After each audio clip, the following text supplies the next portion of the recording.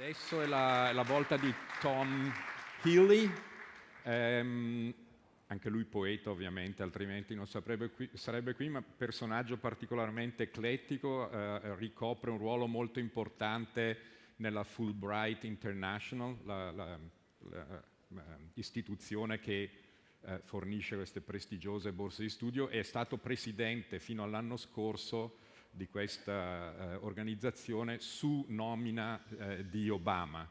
In precedenza, su nomina di Clinton, era stato parte del comitato presidenziale per HIV e AIDS, quindi ha ricoperto anche cariche a Manhattan per gestire la crisi del dopo 11 settembre. Comunque è qui come poeta e ci legge dai suoi libri, ne sono usciti 2, uno nel 2009, What the Right Hand Knows, e nel 2013 Animal Spirits. Thank you Damiano, thank you Vincenzo, and thank you for everyone being so patient. 3 poems about love. And 3 poesie sull'amore. The end of life, marriage and childhood. E che riguardano anche la fine della vita, il matrimonio e l'infanzia. So the first, marriage. And the title is Focion's Wife, la moglie di Focione. And just the setup is, Phocion was actually a real person. He was a general in Spartan army, and he was killed for losing too many battles, and he was punished to have his ashes be spread without being captured, so his soul would have to wander. And this is the story of what his wife did. Questa è la storia della moglie di Focione, generale spartano che aveva perso troppe battaglie e per cui, perché quelle erano persone serie, venne ucciso, bruciato e le sue ceneri sparse in modo che la sua anima dovesse vagare per sempre nel nulla. E questa è la storia della moglie. Phocion's wife. He failed and they wanted him dead. They made a fire, burned him. But that was not enough. So they abandoned him unburied, scattered, refused rest. When did the thought occur to her? Was it a promise or something understood at the strike of tinder as flames reached up and carried off his scream, cinders lifting him, calling her name? A child at play again, she churned the blackened silt of him into water, fizz of a few last embers. Her hands, blistered from having gathered him, lifted a jar of thick paste. More water. She stirred and drank deeply. It must have taken all day. Is this love the taste of ash and smoke, the grit of bone, becoming his tomb?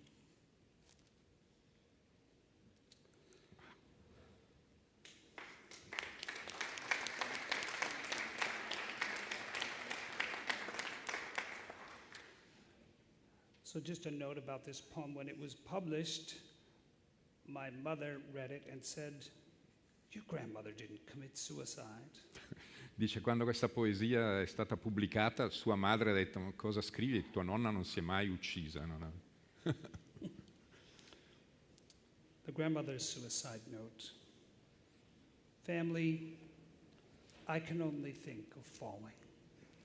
Dropping down like that girl, Alice, but without the little door at the bottom, without her stupid remarks and riddles. I want to disappear. I can only think of falling. All of you are always climbing.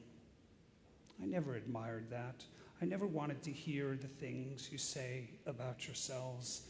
I just like my cigarettes. And I've always been fond of my yellow fingers. I like to talk to them. I watched them grow ugly and we could laugh about it. They were strong enough for the truth. I overheard you once out by the vending machines in the hall outside this horrid little room, making fun of how I signed my letters. I remain your mother, I remain grandmother. I won't bother giving you a yellow finger. It's what I was taught in practice letters to send back to the filth of that coal town to say I'd found work and I'd found someone. It seemed right to tell my own mother, I remain your daughter. But never mind, I do not remain. See these fingers? Mine were never yours.